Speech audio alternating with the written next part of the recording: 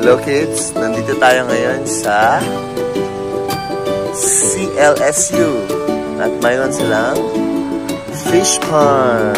Daming fish. Look at that. Yeah, lalaki nila. Wow. Tapos ang laki ng fish pond. Yan. Ito'y alaga ng mga estudyante. Pinapakain nila yung fish morning at saka sa hapon. Yan. May orange, may black, may white, iba't ibang colors. Wow.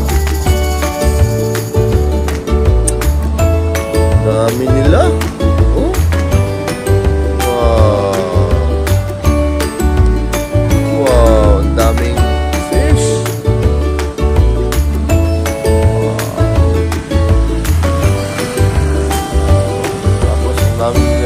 Mayroon pa dun sa unahan.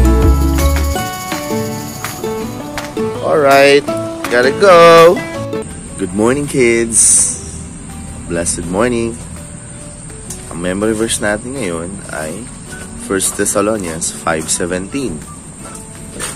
Patuloy na manalangin. Pray continually. Kayo ba ay nananalangin? Nag-pray ba palagi? Huwag kalimutan yung morning prayers at saka bedtime prayers.